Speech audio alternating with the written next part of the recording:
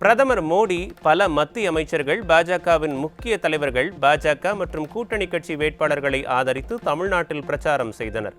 திமுக கூட்டணியிலும் ராகுல் காந்தி, முதலமைச்சர், அமைச்சர்கள் பிரச்சாரம் செய்த நிலையில் அதிமுகவில் தாம் மட்டுமே பிரச்சாரம் செய்ததாக கழக பொதுச் செயலாளர் விளக்கம். மத்தியிலும் இவர்கள் ஆட்சியில் இருந்தவர்கள் இங்கே வந்து பிரச்சாரம் செய்தார்கள், மாநிலத்தில் இருக்கின்ற ஆட்சியில் செய்தார்கள். அதோடு திராவிட முன்னேற்ற கழகத்தில் இருக்கின்ற அமைச்சர்கள் பாராளுமன்ற தொகுதி வாரியாக பிரித்து அங்கேயே முகாமிட்டு ஆட்சி அதிகாரம் பணமளத்தை வைத்து இந்த தேர்தல் பிரச்சாரத்தை மேற்கொண்டார்கள்.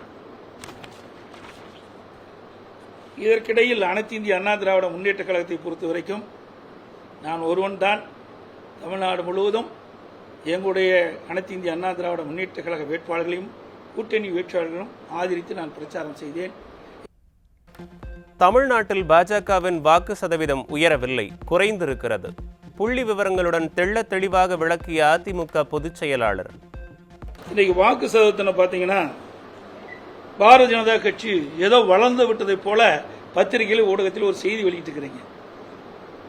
2014 பாரதிய ஜனதா தலைமையில் ஒரு கூட்டணி அமைக்கப்பட்டது. அந்த கூட்டணியில் இப்ப இருக்கின்ற பெரும்பாலான கட்சிகள் இடம்பெற்றன. அப்பொழுது அவர்கள் 18.80 வாக்குகள் பெற்றார்கள். 2024 இப்பொழுது அந்த கூட்டணி பெற்ற வாக்குகள் 18.28 வாக்குகள், குறைவு 0.62% வாக்குகள் குறைவாகத்தான் பெற்றிருக்காங்க. பாஜக கூட்டணி அதிக வாக்குகளை பெற்றதாக செய்தியிலும் ஊடகத்திலும் தவறான செய்தியை பரப்பி வருவது வருத்தம் அளிக்கின்றது. திமுக வேட்பாளர்கள் 2019 பெற்றதை விட 2024 குறைந்த சதவீத வாக்குகளையே பெற்றுள்ளனர். திமுக கூட்டணியும் குறைந்த வாக்குகள் பெற்றுள்ளதாக அதிமுக பொதுச் செயலாளர் விளக்கம். திராவிட முன்னேற்ற கழக வேட்பாளர்கள் பெற்ற வாக்குகள் 33.52%. 2024 இப்பொழுது நடந்து முடிந்த நாடாளுமன்ற தேர்தலில் திராவிட முன்னேற்ற கழகம் தனியாக அவருடைய வேட்பாளர் பெற்ற வாக்குகள் 26.93. ஆக 2019க்கும் 2021 பெற்ற வாக்குகள் குறைவாக இருக்குது, வித்தியாசம் குறைவாக இருக்குது. ஆக குறைவான வாக்கு வித்தியாசம் 6.59. திராவிட முன்னேற்ற கழகம் 2019 பெற்ற வாக்குகளை விட 2024 பெற்ற வாக்குகள் குறைவு. ஆக அவருடைய வாக்கு சதவீதம் இன்றைக்கு குறைந்திருக்கிறது, 6.59% குறைஞ்சிருக்குது. 2019 தேர்தலை காட்டிலும் 2024 தேர்தலில் அதிமுக கூடுதல் வாக்கு சதவீதம் பெற்றதில் மகிழ்ச்சி. ஊடகங்களில் தவறான செய்திகள் வெளியிடப்படுவதாக அதிமுக பொதுச் செயலாளர் குற்றச்சாட்டு. மத்தியில் ஆட்சி அதிகாரத்தில் இருக்கின்றவர்கள் பிரச்சாரத்தில் மேற்கொண்டார்கள், மாநிலத்தில் இருக்கின்ற ஆட்சி அதிகாரத்தில் இருக்கின்ற பிரச்சாரத்தில் ஈடுபட்டார்கள். அதோடு ஊடகங்கள், பத்திரிகைகள் எந்த ஒரு ஆதரவும் இல்லாத இந்த சூழ்நிலையிலே அனைத்து இந்திய அண்ணா திராவிட முன்னேற்ற கழகம் கூட்டணி சிறப்பான முறையில் பணியாற்றி அனைத்து இந்திய அண்ணா திராவிட முன்னேற்ற கழகம் கடந்த 2019 நாடாளுமன்ற தேர்தல் பெற்ற வாக்குகளை விட 2024 நாடாளுமன்ற தேர்தலிலே அதிகமான வாக்குகளை பெற்று இருக்குது என்பதை மகிழ்ச்சியுடன் இந்த நேரத்தில் தெரிவித்துக்கிறேன். 2026 தேர்தலிலும் பாஜகவுடன் கூட்டணி இல்லை என அதிமுக பொதுச் செயலாளர் மீண்டும் உறுதி. 2023 அக்டோபர் மாதம் அளித்த பேட்டியை சுட்டிக்காட்டி திட்டவட்டம். அது ஏற்கனவே நான் சொன்ன கருத்து தானே. நான் முன்பு நான் பேட்டி கொடுத்திருக்கேன், அதில் எடுத்து பாருங்க. என்ன பேட்டி போட்டு காட்டணுமா? ஏன்னா நீங்க சொன்னா தான் ஒத்துக்குவீங்க. அண்ணா திமுக பாரதிய ஜனதா கூட்டணி இல்லை. அனைத்து இந்திய அண்ணா திராவிட முன்னேற்ற கழக தலைமையில் ஒரு சிறப்பான கூட்டணி அமையும், வலுவான கூட்டணி அமையும். 2024 மட்டுமல்ல, 2026 அண்ணா திமுக தலைமையில் சிறப்பான கூட்டணி அமையும். 2026 பாரதிய ஜனதா கட்சியோடு அண்ணா திமுக கூட்டணி இல்லை. தேசிய கட்சிகளுடன் இணைந்து வெற்றி பெற்றும் தமிழ்நாட்டு உரிமைகளை காக்க முடியவில்லை. அதிமுக பொதுச் செயலாளர் விளக்கம். எங்களுடைய நோக்கம் வேற. நீங்க இப்படியே பேசி பேசி ஒரு தவறான கருத்து வெளியிடாங்க. நாங்க அனைத்து இந்திய அண்ணா திராவிட முன்னேற்ற கழகம் தலைவர் காலத்திலும் சரி, அம்மா காலத்திலும் சரி, அம்மாவுக்கு பிறகும் சரி, தொடர்ந்து தேசிய கட்சியோட நம்ம கூட்டணி வச்சுக்கிறோம். ஆனா பாரதிய ஜனதா கட்சியோட கூட்டணி வைக்கிறோம், இல்லது காங்கிரஸோட கூட்டணி வைக்கிறோம். வெற்றி பெற வரைக்கும் நம்மளை பயன்படுத்திக்கிறாங்க, வெற்றி பெற்ற பிறகு தமிழ்நாட்டை மறந்துடுறாங்க. ஆக இந்த நிலைமை மாற வேண்டும் என்பதற்காக நாங்கள் தனித்து போட்டிட்டோம். நீங்க சொல்ற மாதிரி எங்களுக்கு ஆட்சி அதிகாரம் தான் வேணும்னா தேசிய கட்சி எதோட நாங்கள் சேர்ந்திருப்போம். அந்த எண்ணம் எங்களுக்கு கிடையாது. பல முறை தேசிய கட்சியோட இணைந்து போட்டியிட்டு வெற்றி பெற்ற பிறகு தமிழ்நாட்டு உரிமையை காக்க முடியல. தமிழ்நாட்டு மக்கள் தான் நம்முடைய நாடாளுமன்ற தேர்ந்தெடுக்கிறாங்க. அப்படி தேர்ந்தெடுத்த மக்களுக்கு பிரச்சனை வருகின்ற பொழுது அந்த பிரச்சனையை தீர்க்க முடியல. ஆகவே தமிழ்நாட்டு உரிமையை காக்கவும், தமிழ்நாட்டில் உரிமைகள் பறிபோகின்ற பொழுது தடுத்து நிறுத்தவும், தமிழ்நாடு வளர்ச்சி பெறவும், நாடாளுமன்றத்தில் நம்முடைய நாடாளுமன்ற சுதந்திரமாக செயல்படவும் அதிமுக இந்த முடிவை எடுத்தது. முன்னாள் அமைச்சர் SP வேலுமணி தெரிவித்த கருத்து திரித்து வெளியிடப்பட்டுள்ளது. அதிமுக பொதுச் செயலாளர் விளக்கம். இந்த கருத்து தான் சொல்லியிருக்காரு. பார், பத்திரிகையில் தினத்தந்தி பத்திரிகையில் வந்திருக்குது. 6-6 அதிமுக பாஜக இணைந்து போட்டியிருந்தால் 14 இது மாதிரி கருத்து தான் அவர் சொல்லியிருக்காரு. வேற எந்த கருத்தும் சொல்லல. இந்த பத்திரிகையில் வந்த செய்தியில் ஊடகத்தில் கேட்கறீங்க, அது சொல்லியிருக்கிறாங்க. அது உங்களுக்கு விறுவிறுப்பான செய்தி வேணும், பத்திரிகையிலையும் ஊடகத்திலையும் திருச்சி போடுறீங்க. அதுதான் இந்த பத்திரிகை வந்துருக்கு பாருங்க. ஆக இதையெல்லாம் வச்சுக்கிட்டு தேவையில்லாத ஒரு கருத்தை வெளியிடுவது பொருத்தமா இருக்கு. அதிமுகவுக்கு பின்னடைவு என்பதெல்லாம் கிடையாது. வேண்டுமென்றே திட்டமிட்டு பொய்யான செய்திகள் பரப்பப்படுவதாக அதிமுக பொதுச் செயலாளர் குற்றச்சாட்டு. ஒவ்வொருலையும் நடந்து முடிந்ததெல்லாம் வேற, ஒவ்வொரு தேர்தலும் மாறுபட்ட கருத்தா இருக்குது. 2014 வேற மாதிரி போட்டிட்டாங்க, அதுக்கு அடுத்த வருது 2019 வேறு, 2024 இப்படி மாறுபட்ட கூட்டணிலாம் மாறி மாறி அமைச்சிட்டு இருப்பாங்க. ஆகவே அந்தந்த தேர்தல் போது அந்தந்த தேர்தல் வருகின்ற பொழுது சூழ்நிலைக்கு தற்பவாறு வெற்றி தோல்வி அமையும். ஆகவே ஒரு கட்சி தோல்வி அடைஞ்சா மறு தோல்வி அடைஞ்சா கிடையாது. நீங்க 1991 திமுக 2 இடம் தான் வந்தது, புரியுதுங்களா? 1996 அதிமுக 4 இடம் தான் வந்தது.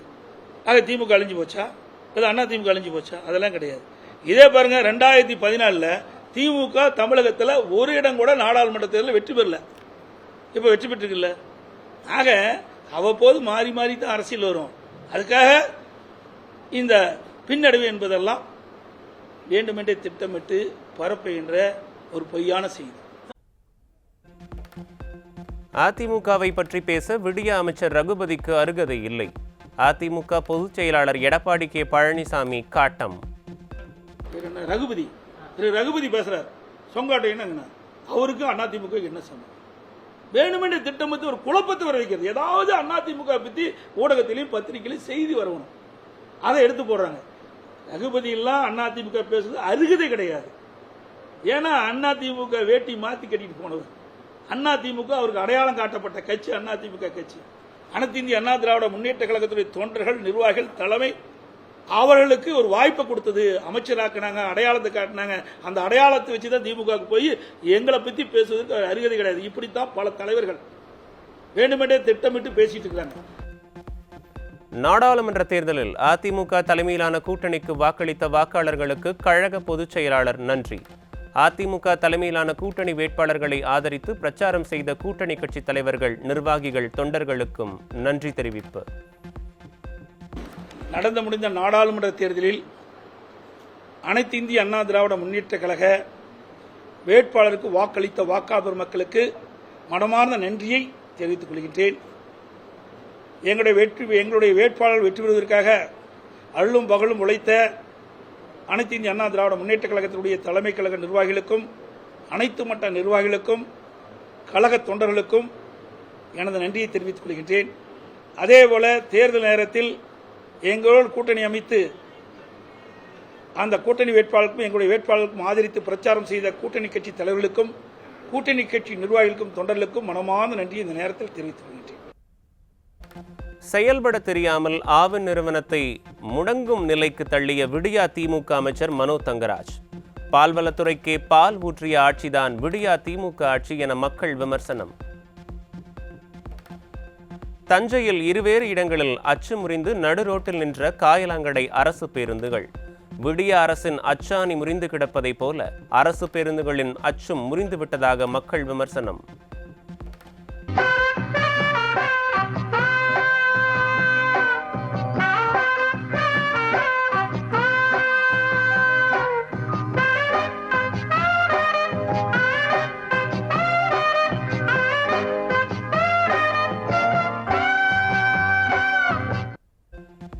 மெரினா கடற்கரையில் நள்ளிரவில் பொதுமக்களுக்கு அனுமதி கிடையாது என விடிய அரசு தெரிவித்திருப்பதற்கு மாநகர மக்கள் கடும் எதிர்ப்பு. காற்று வாங்க செல்வதற்கு உரிய பாதுகாப்பு அளிக்காமல் மதுபான கடைகளுக்கும் பார்களுக்கும் பாதுகாப்பு அளிப்பதுதான் போலீசின் கடமையா என மக்கள் கேள்வி. ஜோலார்பேட்டை அருகே சேரன் ரயிலில் பயணிகளிடம் துப்பாக்கியை காட்டிய துணை ராணுவ படையினர். மதுபோதையில் தாக்குதல் நடத்திய துணை ராணுவ படையினருக்கு எதிராக ஜோலார்பேட்டை ரயில் நிலையத்தில் பயணிகள் போராட்டம்.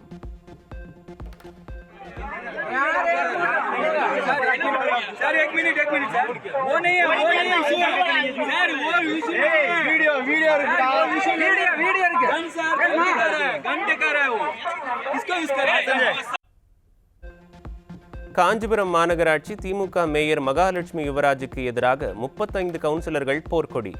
நம்பிக்கை வாக்கெடுப்பு நடத்த கோரி நள்ளிரவு மாவட்ட ஆட்சியரிடம் புகார் மற்றும் கோரிக்கை மனு. வேலூர் மாவட்டம் பேரணாம்பட்டு அருகே 3800 லிட்டர் கள்ளச்சாராயம் ஊறல் மற்றும் 200 லிட்டர் கள்ளச்சாராயம் அழிப்பு. கள்ளச்சாராய உற்பத்தியில் ஈடுபடும் குற்றவாளிகள் மீது குண்டாஸ் போடாமல் வேடிக்கை பார்க்கும் விடிய அரசு.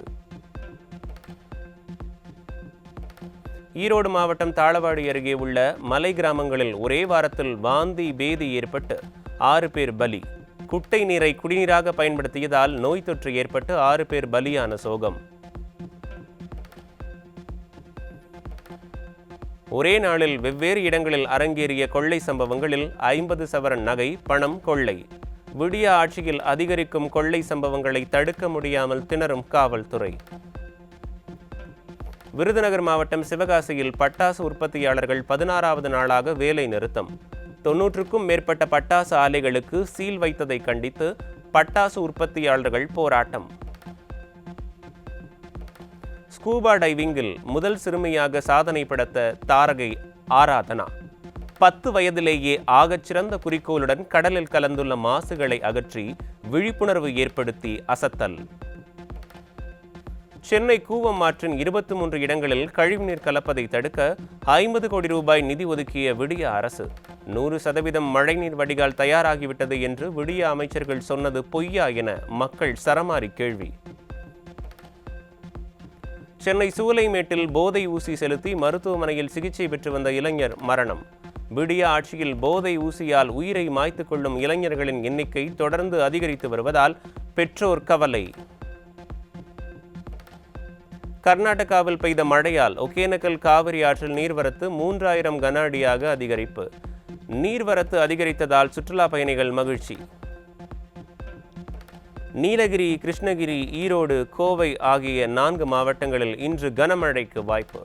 தமிழகம், புதுச்சேரியில் அடுத்த 7 நாட்களுக்கு மழைக்கு வாய்ப்பு என சென்னை வானிலை ஆய்வு மையம் தகவல். குறுவை சாகுபடிக்காக காவிரி நீரை எதிர்பார்த்து காத்து நிற்கும் டெல்டா மாவட்ட விவசாயிகள். கர்நாடகாவிடம் போதிய நீரை கேட்டு பெறாமல் 12ஆம் தேதி நீர் திறப்பில்லை என கைவிரிக்கும் விடிய அரசு. திருப்பூர் மாநகராட்சியுடன் 19 ஊராட்சிகளை இணைக்க விடிய அரசு திட்டம். ஏற்கனவே இணைக்கப்பட்ட ஊராட்சிகளுக்கே அடிப்படை வசதி செய்து தராத நிலையில் புதிதாக ஊராட்சிகளை இணைக்க பல்வேறு தரப்பினர் எதிர்ப்பு. புதுச்சேரி அரசு மருத்துவமனையில் சிகிச்சைக்கு வந்த 1 மாத குழந்தைக்கு காலாவதியான மருந்து விநியோகம். மருத்துவமனை நிர்வாகத்தை கண்டித்து பெற்றோர் உறவினர்கள் போராட்டம். கோவையில் 4 நிறுவனங்கள் 102 கோடி ரூபாய் வரி மோசடி. போலியாக ஜிஎஸ்டி ரசீது தயாரித்தவர் ஜிஎஸ்டி புலனாய்வு பிரிவு அதிகாரிகளால் கைது. கோவையில் 70 வயது மருத்துவரிடம் சிபிஐ அதிகாரி என கூறி 40 லட்சத்தை பறித்த மோசடி நபர். மருத்துவரின் பெயரில் வந்த போதைப் பொருள் பார்சல் சிக்கியதாக கூறி மோசடி வலை விரித்த நபரிடம் பணத்தை இழந்த பரிதாபம். வைகுண்ட பெருமாள் கோவிலில் வைகாசி பிரம்மோற்சவம் கோலாகலம். வெண்ணெய் தாழி கண்ணன் கோலத்தில் பெருமாள் காட்சி.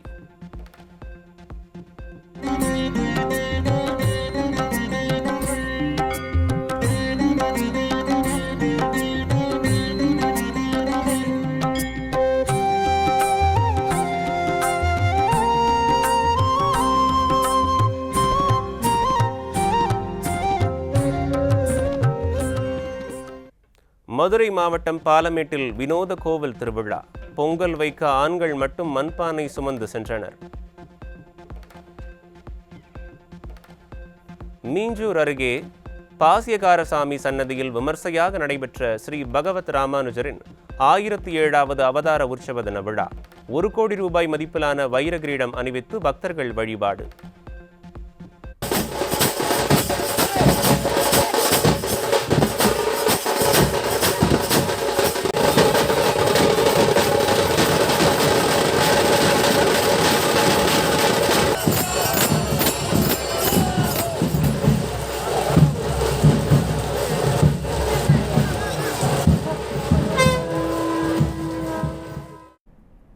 கீழக்கரை வலியுல்லா தர்காவில் 850ஆம் ஆண்டு கந்தூரி விழா கொடியேற்றத்துடன் விமர்சையாக தொடங்கியது.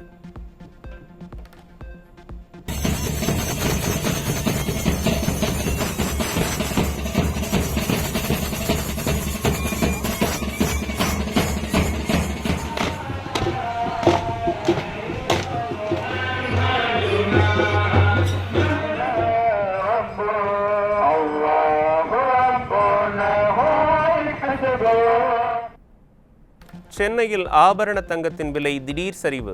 ஒரே நாளில் சவரனுக்கு 1520 ரூபாய் குறைந்து 53,200 ரூபாய்க்கு விற்பனை. வாக்கு எண்ணிக்கை நாளன்று பங்குச்சந்தை வீழ்ச்சியடைந்த விவகாரம். மத்திய அரசு பங்கு மற்றும் பரிவர்த்தனை வாரியம் அறிக்கை சமர்ப்பிக்க கோரி உச்சநீதிமன்றத்தில் வழக்கு. மரணத்திற்கு முன்பே நினைவு மண்டபத்தை கட்டி வைத்த ராமோஜி குழும தலைவர் ராமோஜி ராவ். ஃபிலிம் சிட்டி தலைமை அலுவலகத்தில் வைக்கப்பட்டுள்ள ராமோஜி ராவ் உடலுக்கு அரசியல் தலைவர், திரைப்பிரபலங்கள் இறுதி அஞ்சலி. நாடாளுமன்ற தேர்தல் முடிவு வெளியானதும் நரேந்திர மோடியை விமர்சித்த பன்னாட்டு ஊடகங்கள்.